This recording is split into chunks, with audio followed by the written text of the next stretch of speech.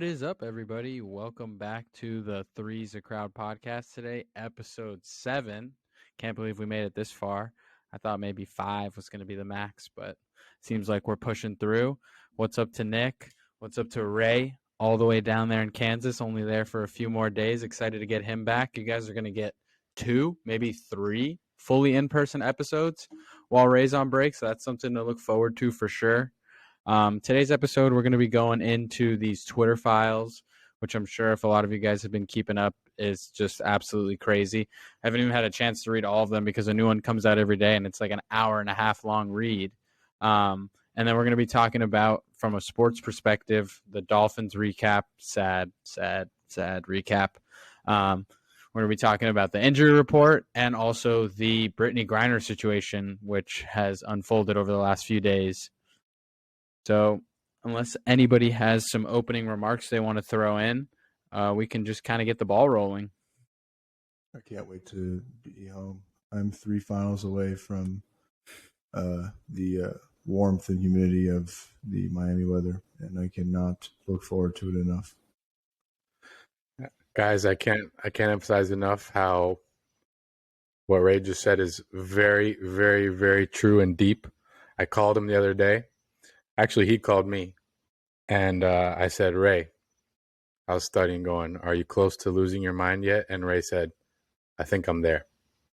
So the studying has gotten to our boy, and we need to get him back into some warmer weather. And it's been gone, man. My mind's been gone for 2 weeks now. But hey, man, if anyone has any questions, I'm not a lawyer, so I'm not offering any legal advice. But if anyone has any questions about injunctions or anything related to privacy law, anything related to juvenile law, if you're a juvenile and you're being adjudicated as a delinquent, let me know. I know all the proper procedures. Don't ask me anything about intellectual property because I don't know that. And don't ask me anything about the 6th Amendment or the 8th Amendment because I don't know that shit either. Good to know. Is there any case at all where you could have a camera inside of a bathroom? Hold on. Lawyer Ray is fixing his future lawyer Ray. He's not a lawyer yet. Don't call him that. He's fixing his camera. He's back. Did you hear my question, Ray? I did not hear your question. What was it?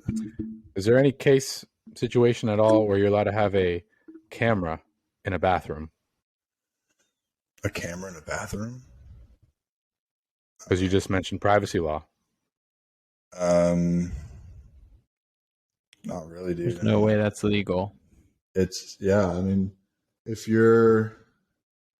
unless there's like some like due notice before you walk in, like a posted sign that's like, hey, you're being recorded in the bathroom, which is just a gross invasion of privacy. I don't think any court would uphold any type of invasion of privacy on that level. It's like that's just really severe. Especially, I mean, maybe in a private residence, but even then, people have been prosecuted. Not even civil action, but people have been prosecuted for like spying on other people in their own home with cameras. So I would say no. I would say generally there's probably not a situation in which you could record someone in a bathroom without their consent. Guys, anyway. You heard it here first. Don't put cameras in a bathroom. Yeah, generally not a good idea. Thank you for that insight, Ray. Well, all right. That is a hot way to start the podcast there. Jumping over from that to the Twitter files. If you guys haven't been paying attention, Twitter has gone through and has started to unload a lot of the back-end information they're acquiring just from the files that they have on record of what happened with censorship, what happened with things going on up until the election, and then also actions that took place during the time from January 6th to January 8th when Trump was ultimately removed from the platform. The way that Elon did it was they compiled a lot of this data and they actually offered it to 3 different journalists, a left-leaning journalist, a right-leaning journalist, and then an independent journalist. And they allowed them to dictate what they thought on the whole process and publicly post it as long as it was posted on Twitter. Of course, needed a little bump for Elon. But I thought that was a pretty cool and fair way to just kind of put this information out to the public. It's not like it was him writing it and telling us what they found.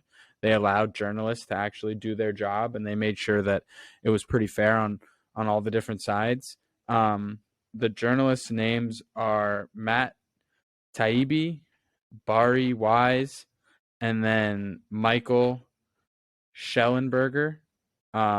They all kind of have been putting out their own different files that they've been getting throughout this process, and it's been pretty insane to say the least.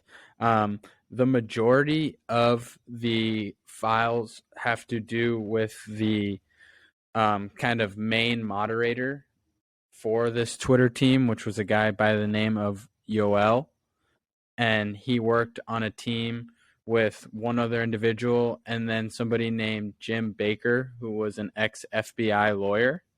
And those people were kind of overseeing the moderation of accounts.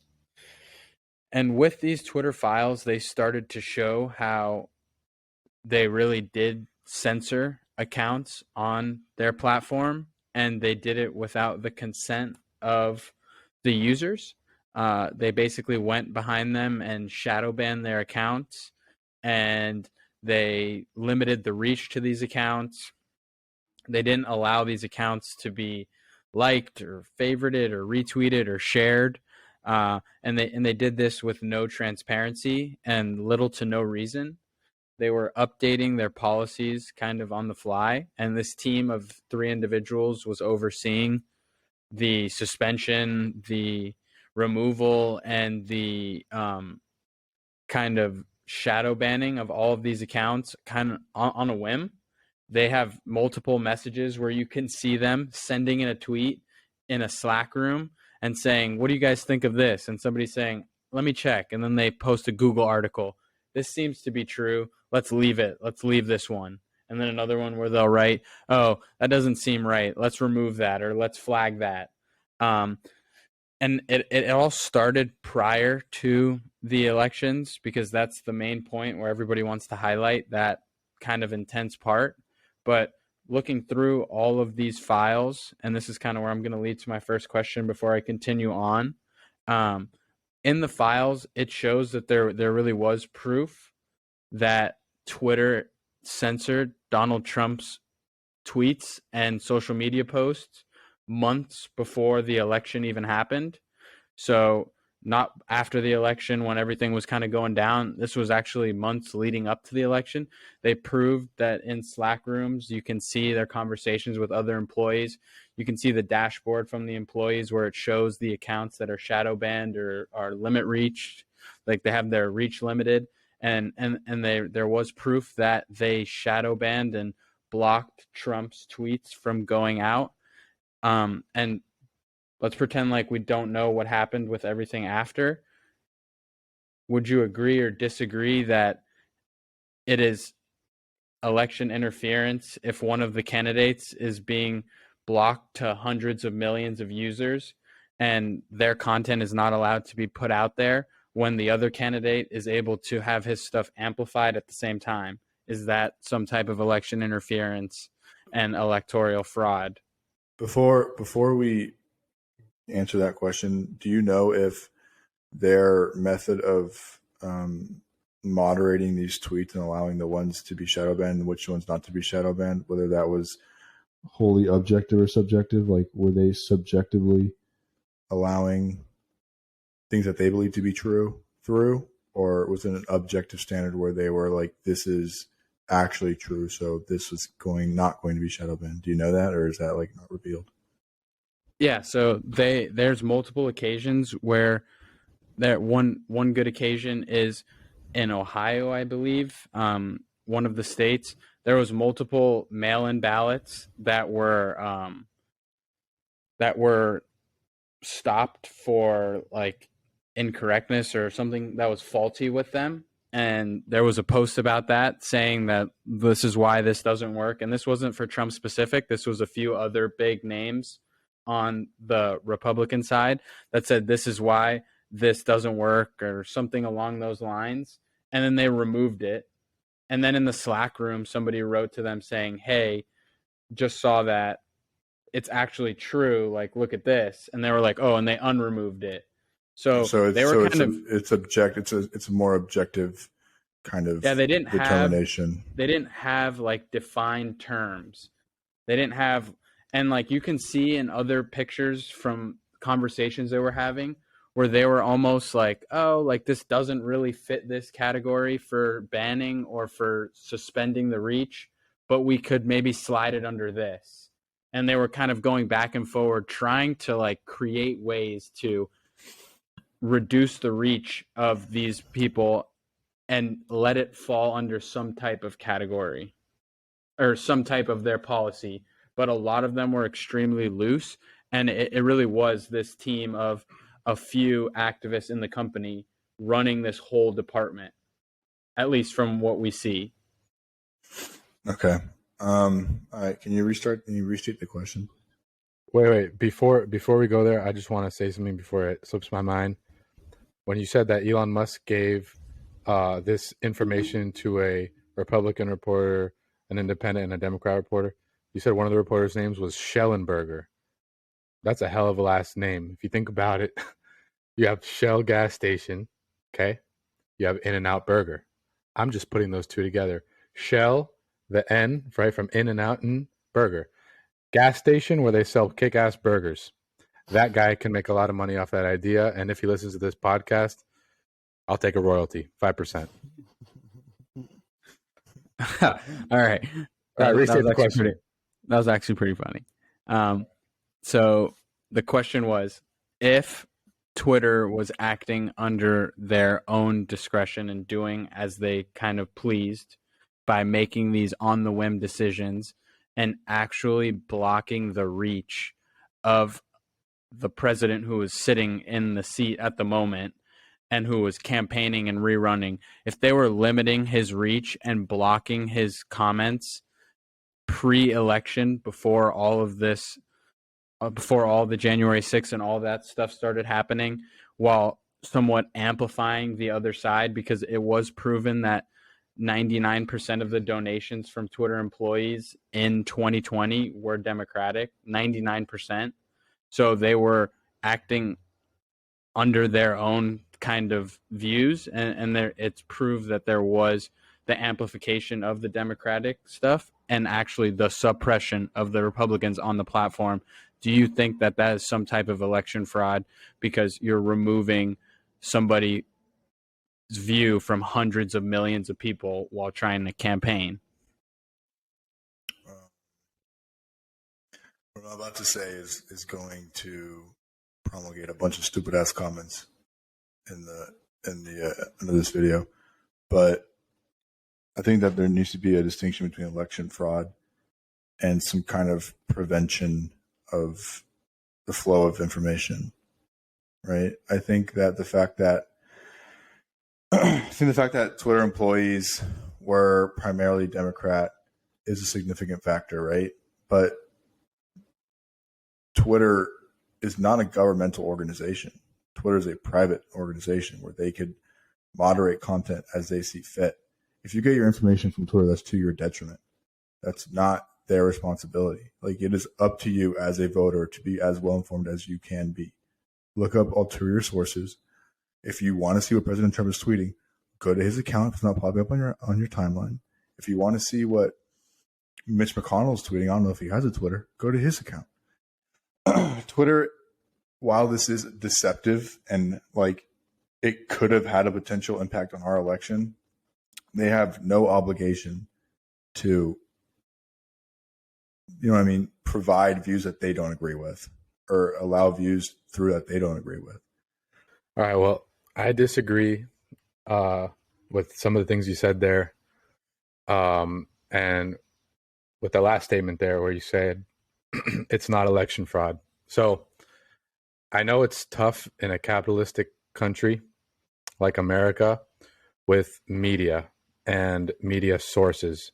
Whereas, like, you know, the other way around is communism, where the government controls the media.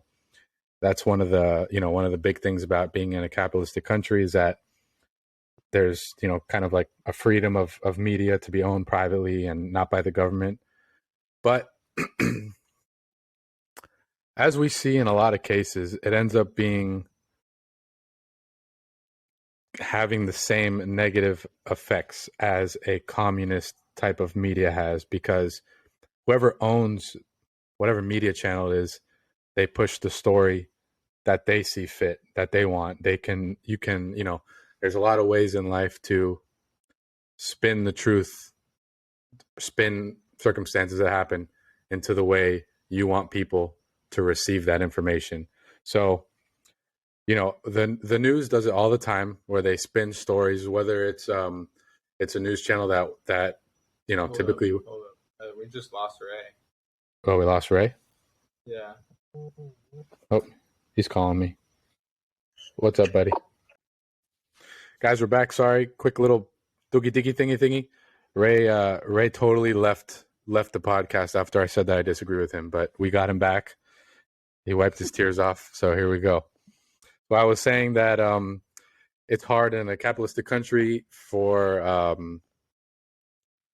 for media to operate fairly, because when you have a communist country, the media is run by the government, and since we are capitalist, that can't be the case. So it is allowed to be private. But when it's private, you get some of the same negative effects that a communist run media gets you, where the owner or the operators of the company can push their own agendas or opinions, and that's constantly seen on the news, on TV, and even in articles and stuff, where there's a certain angle or agenda being pushed on all sides of the spectrum here. But I think what Twitter did is they took it a step further, and actually, by blocking someone's speech, in a sense, that's, think about the First Amendment, freedom of speech. They went against that, and so I do think that what the evidence shows is that Twitter did break a law in a way, and this is I think this is big news, and this is gonna hit pretty hard. That's my take on it.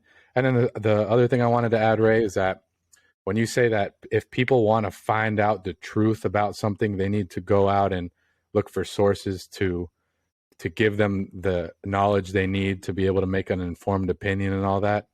And yes, that is like something that I guess that's a logical, educated idea. But a lot of people look at what's in front of them and what they see and what they hear, and sometimes they don't dive into it very much. Maybe they don't have the time or the interest, and so what they see is what they believe. And that's a very common thing. It could be a very dangerous thing, because people could have false facts all the time, which does happen all the time. And so I don't think it's reasonable to tell every US citizen, when it comes to voting or when it comes to anything that requires their opinion, that they should fully look and find all the sources to have the exact facts on it, because all the 100% accurate facts might not always be presented to you. There might always be a slight angle one way or another on a situation. So to have 100% accuracy in whatever you're diving into, looking at, reading into, I don't think that'll ever happen, and I just think that's unreasonable to ask of the people. And so let me just say, Ray, can I throw something in before you go? Because I miss putting it into the question when I think it has some relevancy, especially from a law perspective as well. Is that in their terms of service, I believe, or one of their policies that you had to read those 9 million pages, it stated that they don't participate in the act of shadow banning. And Jack Dorsey, the CEO, and another executive from Twitter were on Capitol Hill, and they had a hearing about content moderation in big media. And I'm not sure it was under oath, and I don't believe it was under oath, but they were in a one of those big political hearings, and they stated publicly, they're like, we do not shadow ban, and they were lying the whole time, and they were actually shadow banning accounts 99% on the right. And I don't want to make this a political discussion, but it is, because they were really leaning hard towards one, and they have a significant amount of influence on their users. So I just want to throw that in there before you rebuttal, Nick. Let me say that, number one, us being a capitalistic society it's just a factor in the ability of the media to kind of dictate what they're giving out to the viewers. The real power comes from the First Amendment and freedom of the press. That's the whole reason why the government can't control the media's ability to, why they can't control the media is freedom of the press. Number two, dude, I forgot, man. I had so much in my head. I think that I don't think it's unreasonable to ask people to be well informed at all. I don't think that's unreasonable whatsoever. If you're not well informed, then you're going to continue to pass on and carry on misinformation, disinformation, and you're going to make your determination on who you vote for, your determination how you wake up in the morning, your determination how you're going to drive your car based on disinformation, misinformation. You have an obligation to yourself and to other people to be well informed. It's just the bottom line. Whenever my grandma sends me a shit post on Facebook of saying something, she's like, look, this is true. I'm like, dude, don't send me anything that you believe to be true until you could find 5 sources that back that. I don't want to hear it. Like, literally, do not send me anything until you could find 5 different places from 5 different sources that told me otherwise. Hold on, let me finish. Quick rebuttal to that. Quick rebuttal. Most people, being that they probably don't have the time to dive in and find 5 sources that, tell them that this is true or this is not true. If you kind of just look at it as like the bare bones thing, the bare bones left and right argument, if you're someone who, let's say you're totally independent, you don't know a damn thing about politics, but you decide, oh, you know what? I like the logo on CNN, so I'm just going to watch CNN. That's my news channel. Well, you're probably going to lean more to the left. But if you say, oh, Fox, that's a cool name, I'm going to watch Fox, you're probably going to lean more to the right. And this is like the almighty, like Fox and CNN. This is like, these are the news sources that bring you the accurate news that you got to trust. And I think that's how a lot of Americans see news, as, because what's in front of you, what information is put in front of you, typically a lot of people end up believing it. And dude, but this circles back. Everyone does. I'm not saying everyone circles does, back to the thing I said. Circles back to what I said in the first episode, that people are fundamentally stupid, and that they're impressionable, and that they're going to believe whatever that they want to believe. But you have an obligation to yourself, to your country, to be well informed. I can't see how that's a hard ask. It's not a hard ask if you see something on Fox News, unless you're just ignorant. If you want to be ignorant, be ignorant. Watch Fox News every day and believe everything that they're telling you. Do it. But if you want to be a well-informed citizen, if you want to perform your civic duty in the correct way, you're going to find a way, you're going to find a resource that will allow you to be well-informed, to make proper cognitive decisions, not just in politics, dude, literally in everyday life. In everyday life. If you tell me that, if you tell me that you read an article that brushing my teeth every day is bad for my health, and I believe that, whose detriment is that to? That's to my detriment. Why didn't I look that up? Because I'm ignorant. I didn't look it up. I didn't take the time to look it up, and I stopped brushing my teeth. My teeth turned black because I'm ignorant. I just believed you. I believed the face value of what you said. You know what I mean? So, I mean, dude, there's false facts put in front of us every single day. Like when you look at why big organizations are created, a lot of it is for money efforts. When you look at something like the FDA, why are all these, like, just take something simple, candy with insane amounts of sugar and shit. It's FDA approved when other things are not. And it's proven that if you eat that over time, you get diabetes, your likelihood of cancer goes up, all that stuff. But people still eat it. So what I'm trying to tell you is that what's in front of you, the research, right? The important research you're supposed to do to find the answer, you might actually not find a correct answer when looking. And that's the argument Andres is trying to make with Twitter, is that they silenced, in this case, the Republican side. So if you went on Twitter to look for an answer, you got the left story. You got that opinion because that was all up in your face. Right. But you went to Twitter and then you stopped there.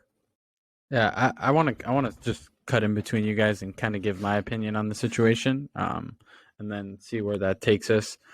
But to me, I do agree with both sides of what you guys are saying. I do agree that it is our duty as a civilian to at least educate myself to what I think is enough, and any decision I make uneducated at the end of the day falls back on me.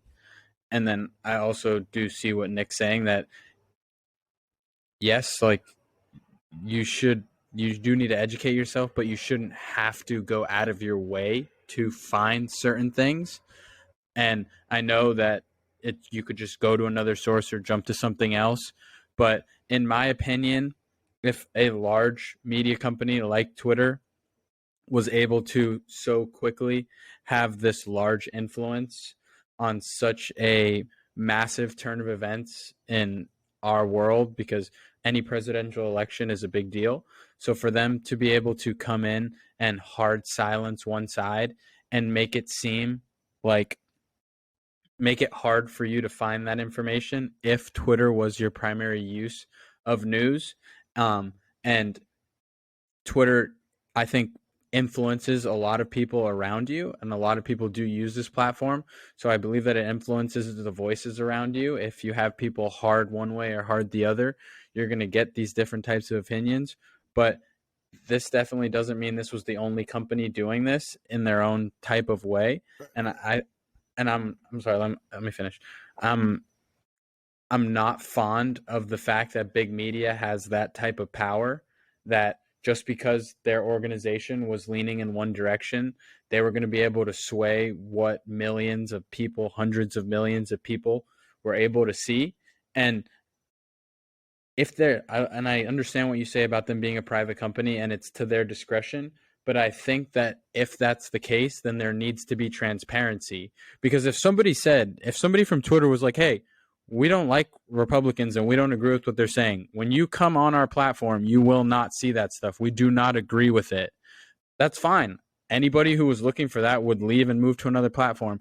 But to do it behind closed doors with no transparency, and to offer no explanation to the accounts affected, and to not offer people information on why this was happening, and to just kind of smooth it over, and to have been doing this for months on months before the election, before all of this crazy stuff was happening, like just because they didn't agree with what the president of this country was saying, they decided that they weren't going to allow their hundreds of millions of users to see certain things. I don't think that's right. And I think that whether it's Twitter, Instagram, Facebook, whatever, I think any platform that has the eyes of a lot of people has the potential to make large influences. And the fact that it comes back and has something to do with our election, because it does at the end of the day, if you're silencing one whole side to hundreds of millions of people, whether you want people to just be smarter and more educated and have to educate themselves or not, that's not something that we can control. This type of behavior should not be allowed because it's affecting a lot of people. And I do think it is somewhat fraudulent because we were just being straight up lied to. Like, when asked for transparency and when asked for reasons behind why they're seeing these types of things, they were just made up answers or just complete lies that are now coming out as really what was going on. And I don't want to keep going, because if you have something to say, feel free to throw it in. Let me pose to you guys a fundamental question. Yeah. What is the difference between what Twitter did and what Fox does every single day? What Fox News does every single day? Are they not tailored towards one political party? Do they not tailor what they say towards the views of that one party? Do they not say things that may not be inherently true? Do they not do essentially what? Do they not try, like, undermining what Democrats say. They do exactly the same thing. That's exactly actually the same thing. That's what I just touched on, the difference between what Twitter did compared to what like Fox and CNN do. Okay. So it's one thing, like I said, to own the media company and put a spin on certain things to benefit your angle or your belief, what you're going for. Like I said, Fox puts a more Republican spin on things in a way, and CNN puts a more liberal spin on things in a way. That's I don't think spins are good in any way. But that's one thing. Another thing is to actually silence someone and not like imagine like not like covering them at all or not letting them rebuttal at all, not giving them a voice at all. That's another thing, because that's exactly what Fox does. Wait, I want to jump in. I want to jump in on that because Fox does that on one side, MSNBC and CNN do it on the other side, and that's publicly known. But I think that doesn't fall under the Twitter bucket, because when you think of Twitter, yes, we want to consider all of these things news outlets, but this is like the news outlets of all news outlets, because these organizations that push their narrative operate on the platform as well, and you're able to see what they're posting, and you're able to make educated decisions on, okay, I just listened to what Fox had to say, and then I listened to what CNN had to say, and you could pick which side you agree with more, or one side withholds some info on something, the other side withholds some info on something. And I'm not saying that any of these platforms are right, and I think that just the overall structure of our news system and our media needs a huge change, because I am a Republican as well, and I watch Fox, and sometimes the shit is stupid. Like, it's just stupid. And then I watch CNN, and there's some things that I'm like, okay, that makes sense, and there's some things that are just stupid. So I do agree that there needs to be a difference there, and these companies have cut themselves out and picked hard sides on both, because that's what drives revenue. That's their cult following on both sides. But when it comes to Twitter, you have these entities operating on the platform as well. So it's like almost like a news outlets of all news, like I said. So if they're not allowing one side to even get a chance to debate or go back and forward or argue, I don't think that's fair, because whether it's up to you, again, to educate yourself or not, a lot of people rely on these big public companies that you see as, okay, that's really credible. And when I'm on Twitter, all I see is stuff about CNN. CNN must be right, but Fox didn't even have a chance to say anything or be part of the debate, whether it was going to be right or wrong, which I think at the core of all of it is just not fair. Like, everybody should have their chance to give their opinion, right or wrong. There needs to be debate. If nobody can debate, if there's not two sides to the equation, we're not going to be able to get a constructive answer if it's just completely one-sided. I have a threefold answer to that. Number one, people, like you said before. I lost it, dude. Fuck. God damn it! I had so much shit going. Dude, let me say something real quick. I have a good analogy for this situation. Okay, America is capitalistic to the core, even when it comes down to politics. That there's like marketing and shit involved in politics. Okay, take a huge company, Coca-Cola, for example. What if all of a sudden Coca-Cola, you stopped seeing their commercials on TV? There was no more Coca-Cola commercials. You stopped seeing all advertisements, all signs for Coca-Cola. You stopped seeing vending machines with Coca-Cola on them. You stopped seeing it altogether. You would drink less Coca-Cola, and the company would start to go downwards, because marketing is kind of everything. Okay? So the comparison there is that, like, let's take Fox, for example. If Fox completely stopped talking about Biden, act like the dude already croaked, which he's not far off from it, but act like he's already dead, doesn't cover him at all, only covers Republican senators, just doesn't cover Biden. That would be like what Twitter did. If CNN decided to only cover Biden and Kamala and never talk about anyone on the Republican side, that would be kind of like what Twitter did. is that they shut out one side completely and gave them nothing, gave them no way to market, because you need to reach the people to get their votes. Like, you need to. And maybe back in the mid 1900s, the only way to do that was through a newspaper and a few TV stations.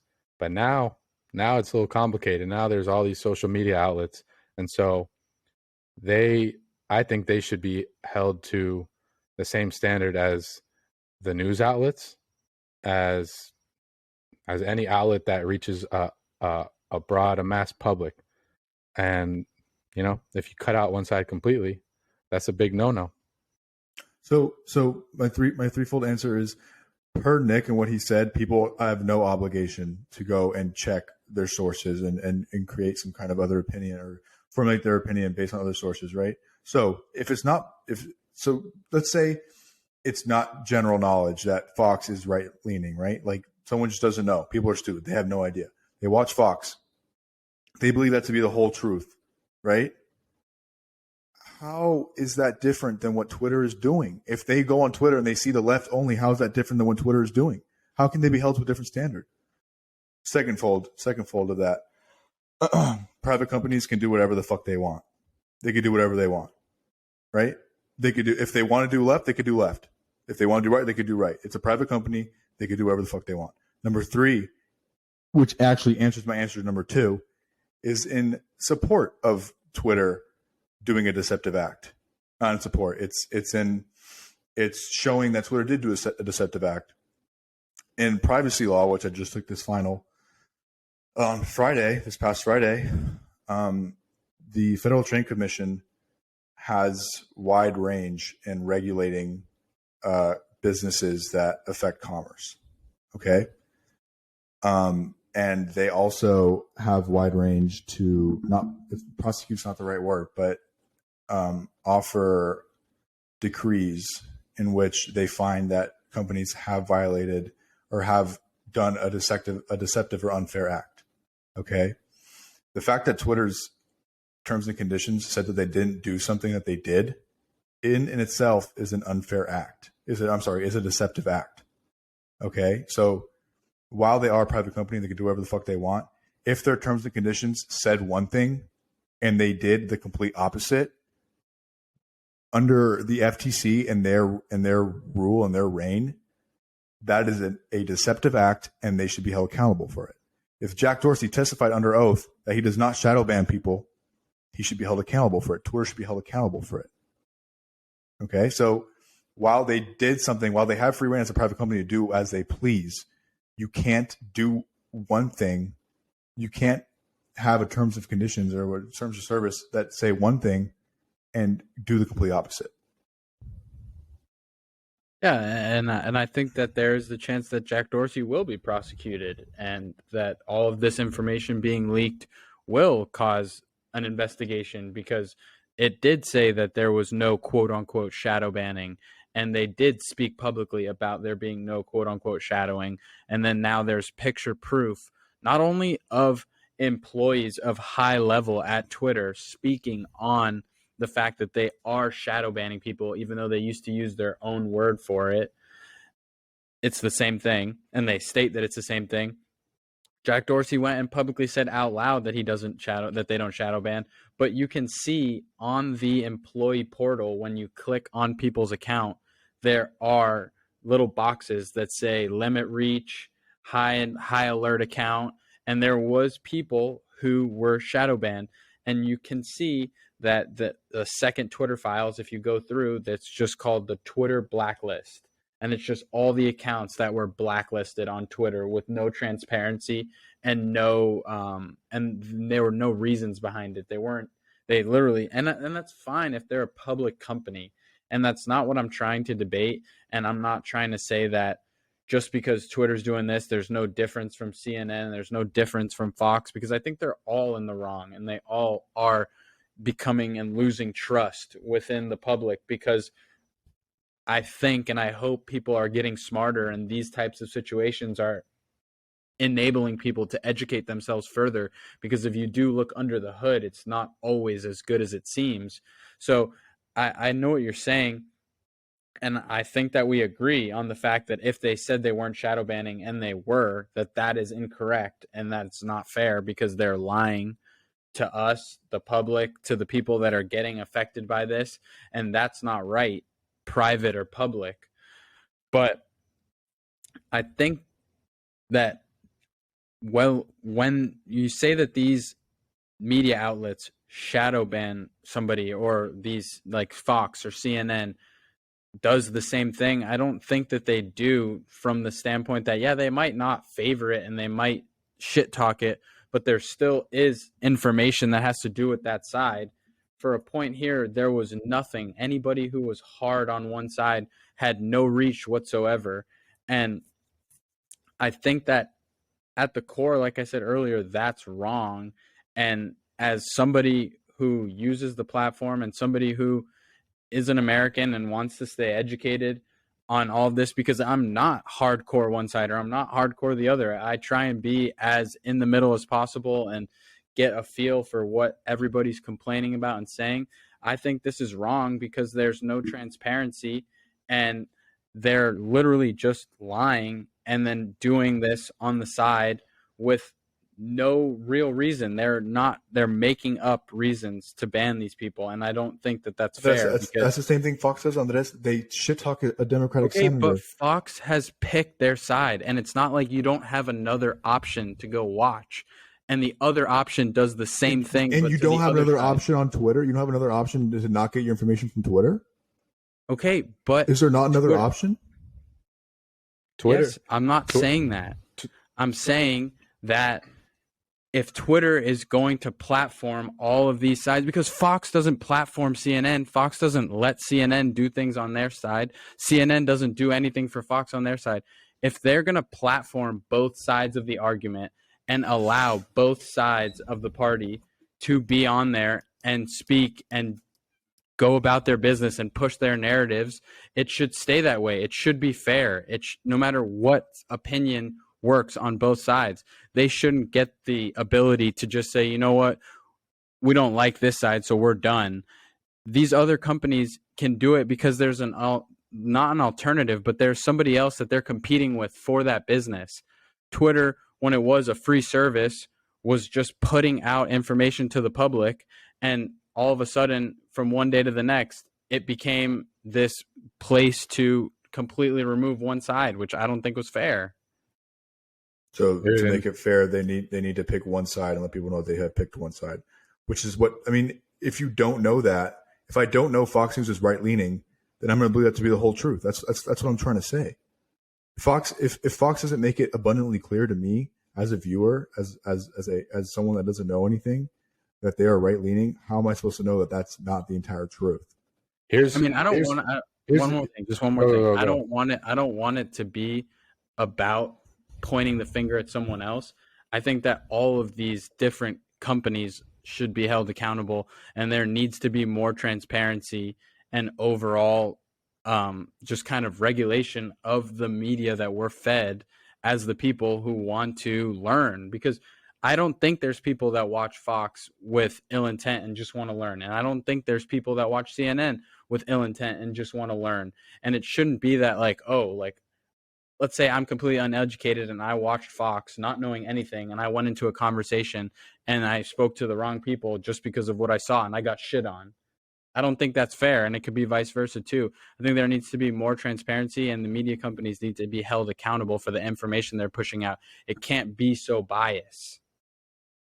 Here's the big difference between the media outlets and like Fox and CNN and Twitter. If let's go with what you're saying, Ray. Ray, you're running for whatever. You're running for president, and Fox leans one way. I'd vote for Ray. And you don't like what Fox is saying. Your platform to defend yourself is Twitter, because Twitter is an extension of yourself. You can't go on to you can go on to Fox and do like an interview maybe and try to defend yourself on there, but on Twitter, you can actively at any time of the day defend your stance, defend yourself on something. And that's why I think that Twitter, with these shadow bans and with these three stooges, these three people that pretty much dictated what could fly and what couldn't, I think that even borders a hate crime, because you're silencing someone based on their beliefs or their opinions, which you can't do that based on race. That's a direct hate crime. You can't do that based on religion. That's a hate crime.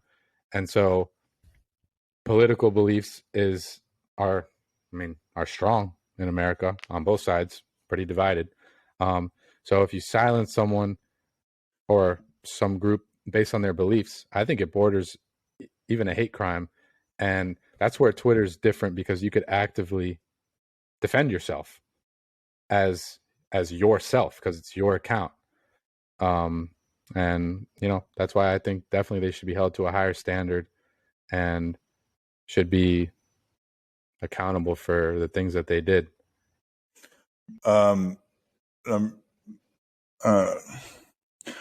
If you're running for president, you have the ability to make a public statement. You don't have to go to Twitter to defend yourself. You can make a public statement that will appear on every news channel, that will appear on every local news channel, that will appear on every cable show, that will appear on the internet.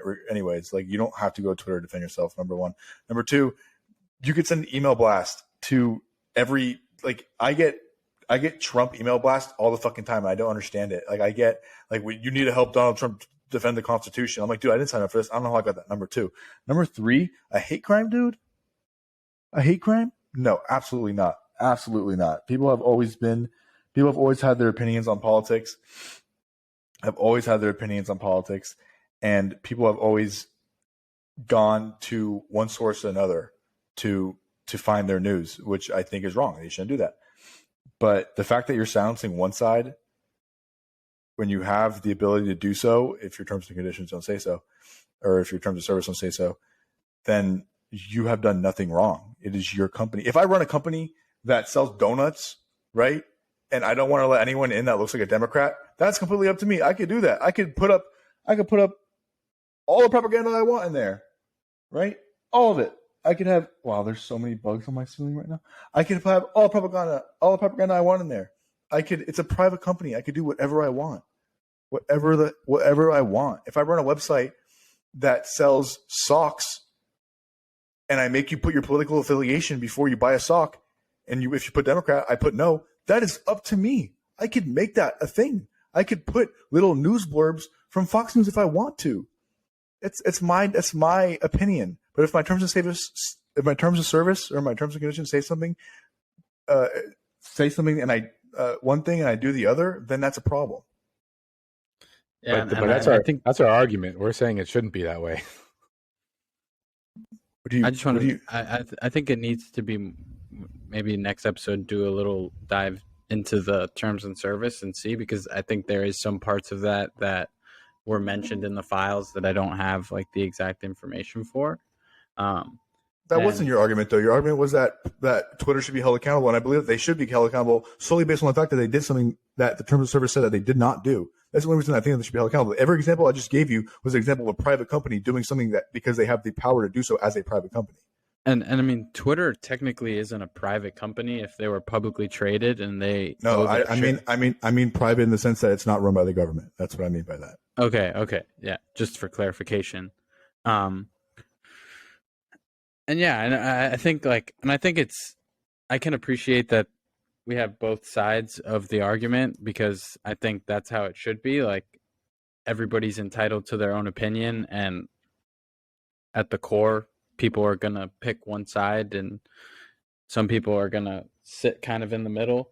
But I think overall, because we've really dove deep into this topic here, I think just overall it's wrong from a transparency standpoint, and they should have been more transparent about what they were doing, especially if they were lying about it. Because if they weren't saying anything in the public about it, like they weren't, the claims that people were making that they were getting shadow banned and they were not receiving the reach they used to, and then they were openly denying it, I think that's wrong.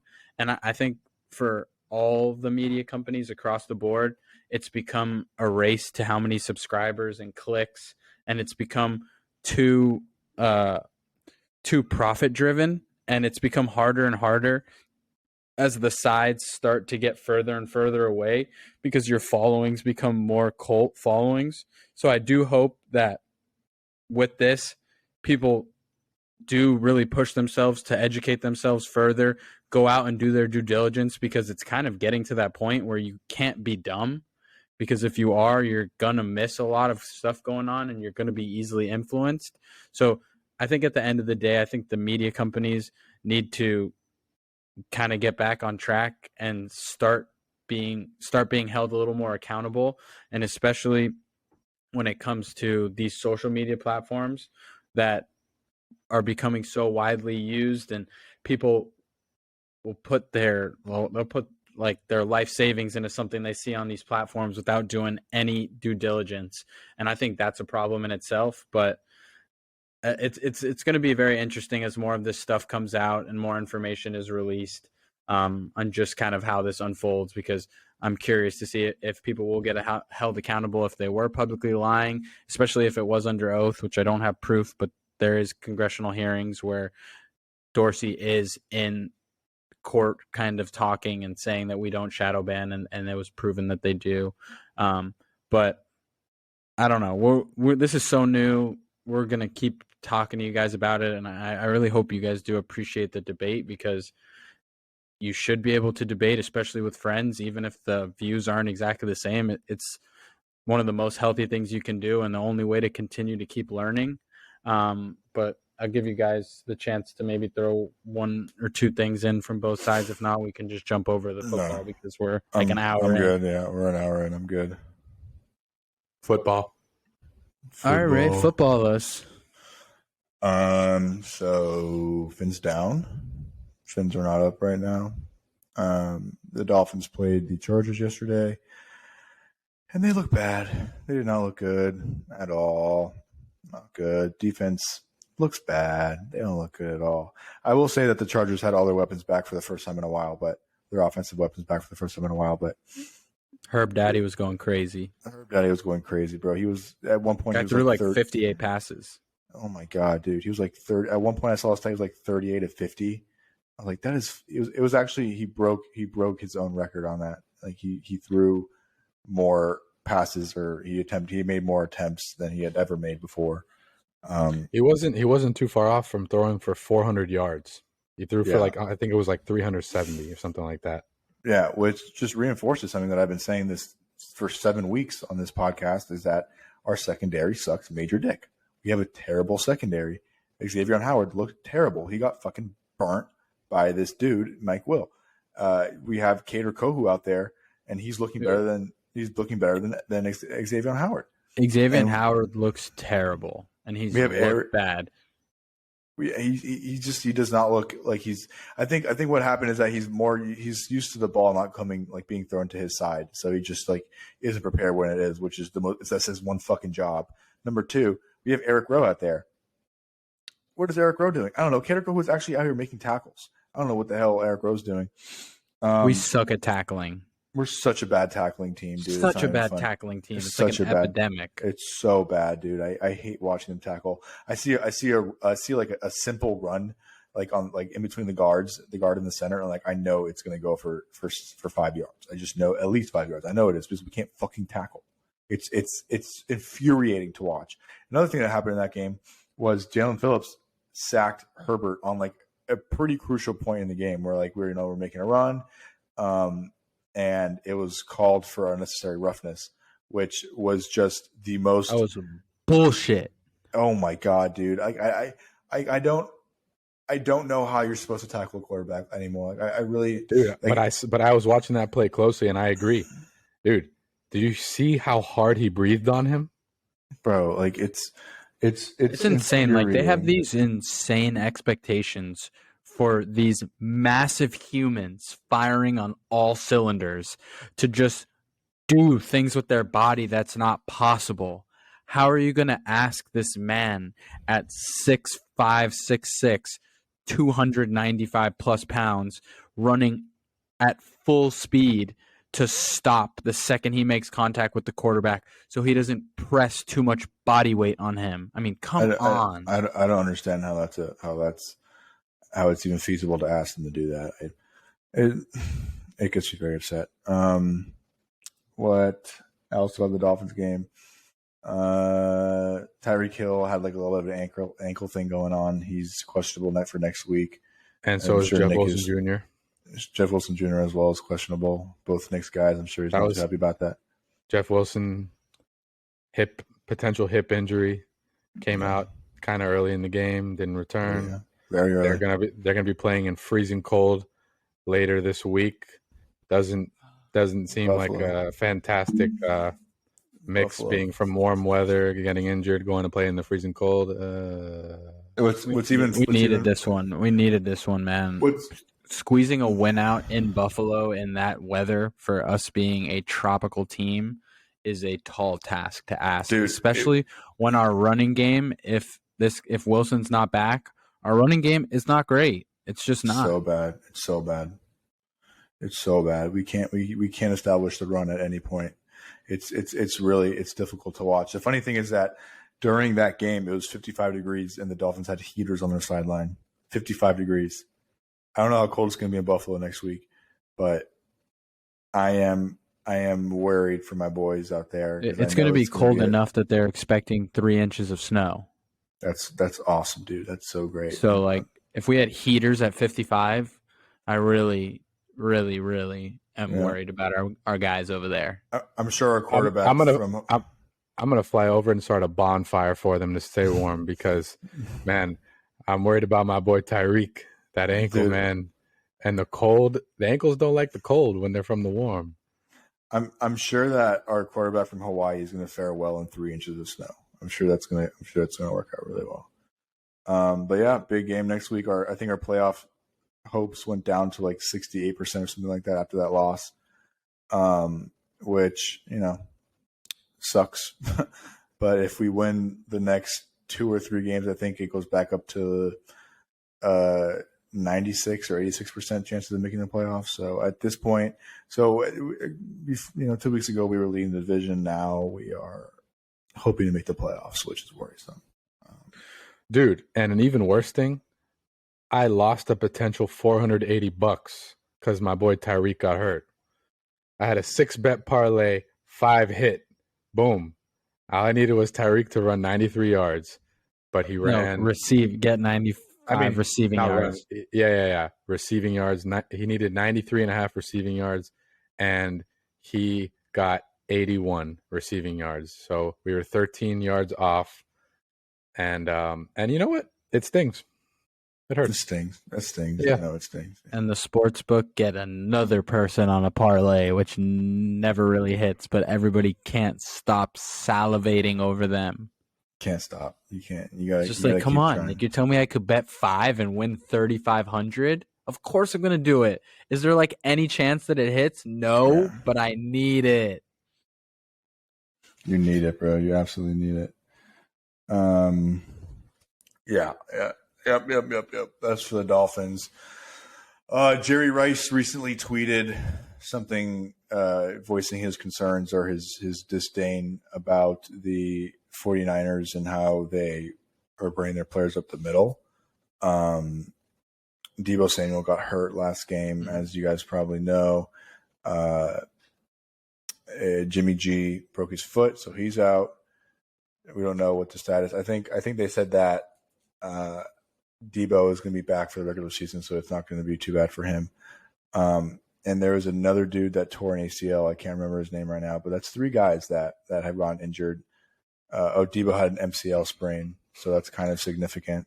Kyler Murray just got carted off the field. I just got the fantasy notification. He's completely out, and they haven't stated it is, but he's getting dropped in a bunch of leagues. It seems like he tore his ACL. And they stated that the most likely outcome is a season-ending injury at this point. That's the word. So that's great. Where were they playing, in New England or in Arizona? I don't know. It'd be interesting to see whether if it's a this is turf a field or turf not. field, if this was a turf field, we need to abolish turf. No more turf. Yeah, we need a. I'm gonna look that up. But yeah, people are just dropping like flies this week. It's in Arizona, and Arizona has a real field. Oh, do they? I thought they were inside. No, they grow their grass outside and they wheel it in. See, take some notes, guys. I mean, Kyler Murray still tore his ACL, but there needs to be no more turf. Yeah, that sucks. Turf is a. I've played on turf, so it's remarkably bad, bro. Like it's really like doing anything on turf hurts. Like if you're gonna block someone, it hurts. If you're gonna make a tackle, it hurts. I have a scar from turf still on my body that has not gone away. It's been like 6 years. Like turf is just. I get it. It's convenient. You're gonna make one payment and it's just gonna last like a long ass time, and you don't have to upkeep for maintenance on grass. But it's not good for the players. Stop fucking using it. Come on, NFL, billions of dollars. Well, I want to be the first one to say I was wrong about Odell Beckham going to the Cowboys. You were wrong. It's the Cowboys signed somebody new today. Who did the Cowboys sign? I forget his name. 4-time Pro Bowler. T.Y. Hilton, the old receiver from the Colts, 4-time Pro Bowler. They signed him. They're saying Odell's knee is like far from being ready to rock and roll. And they were saying, oh, maybe first round of the playoffs, maybe saying then people were just like, come on. We're not going to give this guy a contract to come play in the playoffs. So it seems like the Cowboys made their move, got themselves another receiver. I mean, at the end of the day, this guy stopped playing due to injury, just kind of like Odell. And I mean, 4-time Pro Bowler, that's pretty significant. That's a solid resume. So before anybody calls me out in a prior video, I am retracting my Odell to the Dallas Cowboys statement. Yeah. I don't know. I see him more. I mean, if his knee is really that far off from being ready to go, then I think he doesn't have a chance of playing this season. But if he does, I think he'll be with the Giants. Hopefully not the Bills. Hopefully not the Bills. Quickly talking about Brittney Griner. She was released from Russian prison on a prisoner swap with the Merchant of Death. And now she's here. And she's back in the States. I would like to say that I think that we got the short end of the stick on this deal. I don't understand why in the middle of a war we gave back this country one of their deadliest assets just out of the blue for a WNBA player. Nothing against you, Brittney Griner. It's fine. You want to smoke some weed and take it over to Russia? That's fine. You do your thing, girl. But you got to be able to be accountable for these actions. And if she would have done that in the United States, she would have got arrested too. I don't think the Merchant of Death was the straight trade that we needed here to make this happen. I feel like where was the negotiation? The stat sheet doesn't add up. It's like we literally just traded Michael Jordan for Steve Kerr. Like where did that happen? We got a wagon that's made of splintering wood and square wheels, and we gave them a G-Wagon. That's pretty much what happened. And it's an unbelievably terrible trade. It just doesn't make sense. I think the timing is extremely odd. I don't understand why all of a sudden this was the go time. I feel like we had the ball in our court. Like, why wouldn't they want this guy who has unlimited access to guns and has armed multiple militias and been responsible for tens of thousands of people's deaths? Why did this all of a sudden be the perfect time to give this guy back to this country who's in the middle of a war, who just said that they're like, yeah, nuclear war is like kind of still on the table. Like, what are we doing giving this guy back for Brittney Griner, who broke the law at the end of the day? Whether what she had going on there was bad and it wasn't right and it wasn't fair. She broke the law in another country. That's your responsibility. And also, Brittney Griner has played for a Russian basketball team for like 6 years. It's not like she didn't know what's going on in Russia. It's not like she didn't know what to expect if she was caught doing this. And I mean, she broke the law. At the end of the day, you broke the law. You do the crime and you do the time. Whether the time is justified or not, I don't think this was the right time for us to ship off this merchant of death for a WNBA player that doesn't really like the United States. And you know what? That's going to bring us right to our hot take that producer Marco just sent us in. And it's actually coinciding with this topic. So I'll read it out for everybody. And I want you guys' opinions. Here it is. Was the Brittney G release trade more of a media attention or military strategy? Was it a coincidence, or do you think it was strategic? Should we answer that, or because he said disregard? Oh, because it was kind of what we were already talking about. I mean, I'll answer and just keep the conversation going. It was 100% for the media. Is this our hot take though? Yeah, this is our hot take. This is our hot take. We're talking about Brittney Griner. I'll specify the hot take a little more. So, the weird situation that happened. She was released in exchange for the Merchant of Death, a Russian war hero, while they're in the middle of a war. This, to me, if you don't look at this and think, that's odd, I don't know. I don't know if you're thinking. So that's the real question is, was this just a media thing that we care about our citizens and we're such great people. We're bringing her back. We don't care who we give up. Or was this a military thing where maybe the U.S. got cut a few checks or some barrels of oil or whatever in exchange for their Russian war hero, the Merchant of Death, to help them advance in this war that they seem to be stalling at currently? That's the real question. Ray, you want to go, you or me? No, I don't think that it has anything to do with military strategy whatsoever. We're not friendly with Russia right now. We have no incentive to help them with this war at all.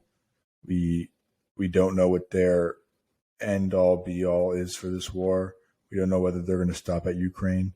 We don't know what. We just don't know. I don't think that it's rational to think that this trade was a military strategic advantage for the U.S. in any way, shape, or form. We've been sending aid to Ukraine, so that would kind of just undermine all the aid that we've sent to them. A shitload of aid. Yeah, we've sent them a lot of money. So I think that by doing that, it would just be like completely undermining every check that we've sent them.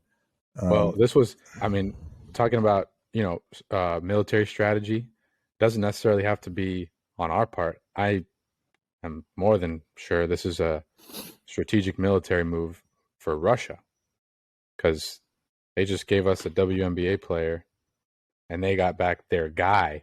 They got back their number one in the rotation while they're in the middle of a war. I mean, you made it seem like they were cutting us checks for like barrels and oils, and like it was to our benefit that they got him back and we got whatever we got in return. Whether that be, I don't know. I guess when you asked it made it seem like it was like to our military strategic advantage. Oh, no. I didn't mean. I just meant like that they cut us a check to make this happen, because it doesn't seem that feasible that we give them back a super villain in a sense just to get Brittney Griner back. That's why that was an aside. That was separate. Like, I think it's possible that we got more than just a straight trade. No, I also don't think so. I think that Russia. I think the U.S. knows of the implications of sending that dude back over there. So I think that accepting, I don't know. I mean, that's just, it also undermines all the money that they sent them. It's a real head scratcher. Oh yeah, to say the least. Yeah. Saying it's a real head scratcher.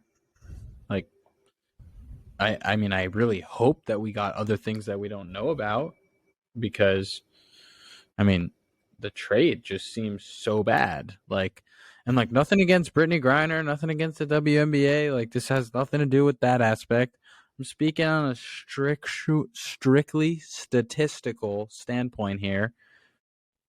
I don't understand how giving back this extremely deadly individual who is known to help militias and arm militias, which I want, this is a little bit of a stretch, but if you have people from the Ukraine side, because we're definitely not getting to see everything going on, and I'm sure, like in any war, there's some unrest from both sides.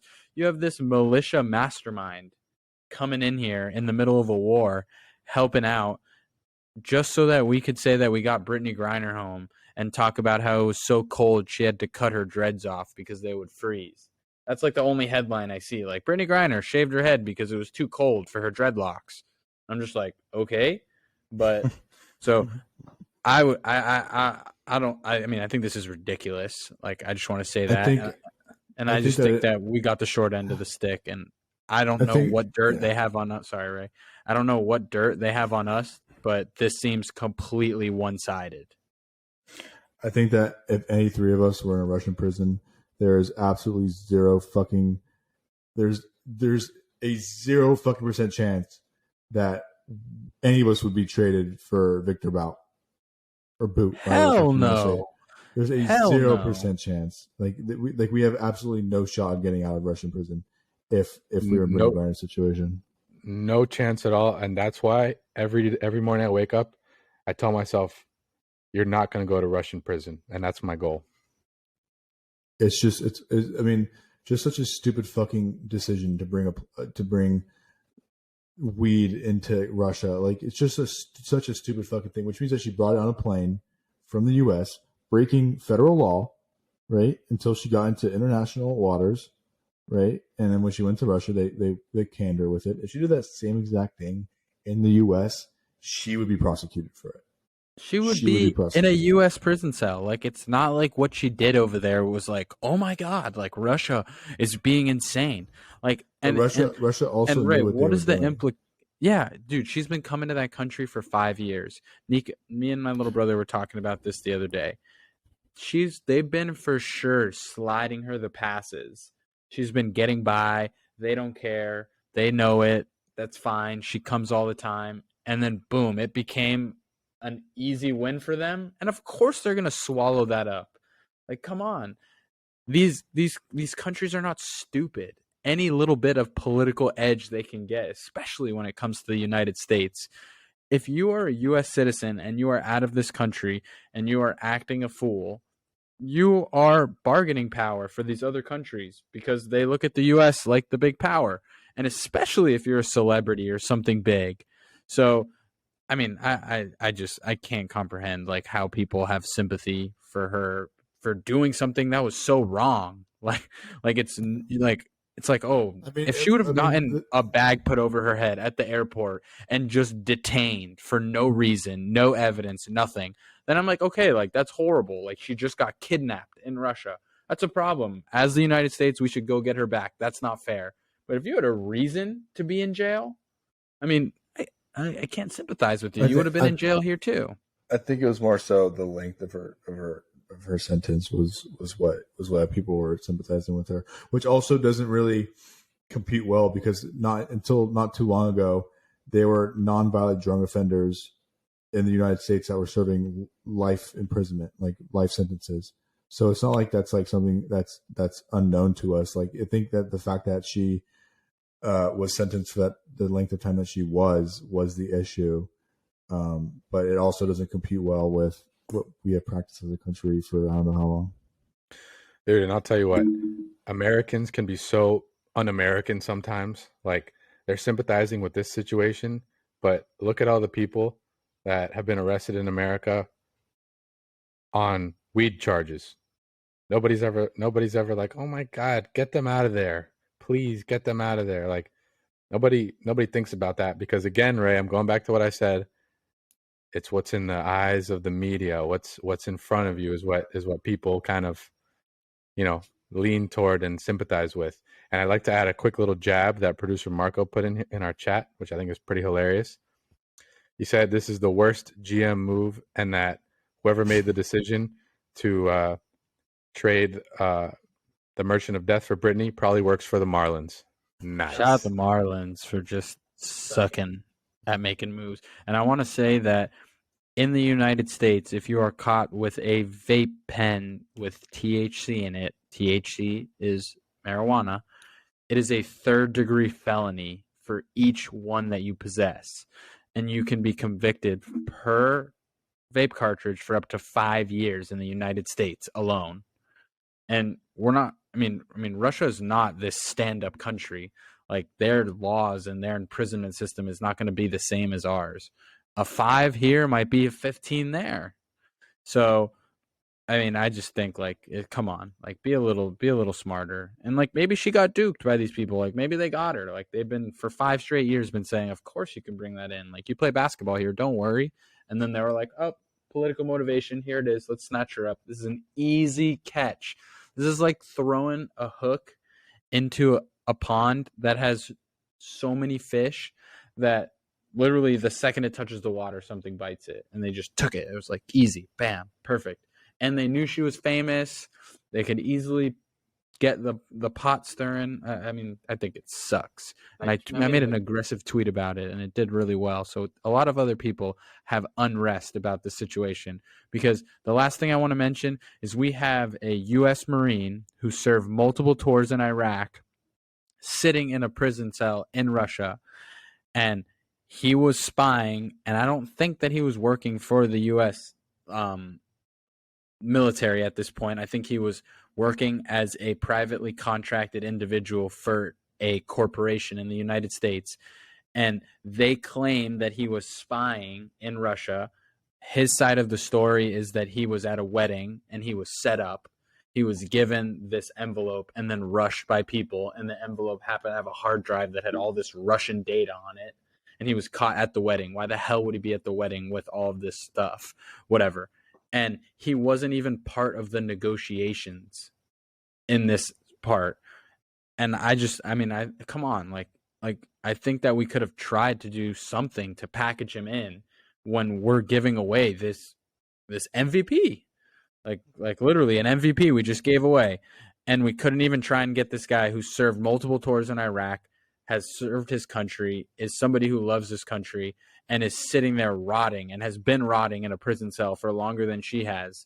So that's my last take on that. I saw someone wrote that he was like dishonorably discharged, and I'm like, I can't even see. Yeah, he wasn't. I will say that he wasn't a stand-up guy. He was dishonorably discharged for what they said was theft inside of like the military base. Whatever. That's wrong. I don't agree with that. I don't think that justifies being left in a Russian prison. There's absolutely nothing to do with it. and everybody's going to try and spin their side and point out these little things.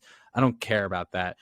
What Brittney Griner did was much more illegal than the theft that got him honorably discharged. He should not still be sitting there. We should have aggressively tried to add him into these negotiations. We showed our hand in a poker game, and it did not go well. Message of the day for you all.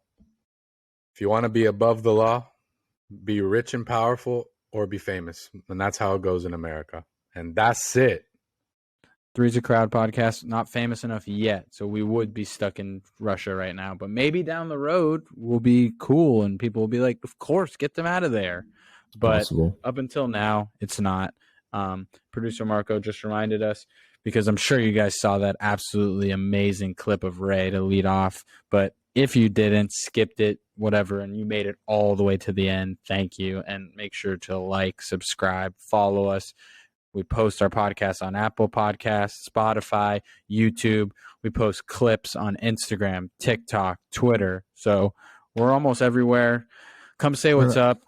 If you hate what we said, let us know we hate it. We don't care. If you like what we said, let us know. We're happy to hear it. And if you have an opinion, please share it, and we'll be happy to debate it and go back and forward. Yeah, we're also on iHeartRadio. iHeartRadio. Yeah, iHeartRadio. Get on there. iHeartRadio podcast. Appreciate you guys. Thanks for listening. Thank you. Peace.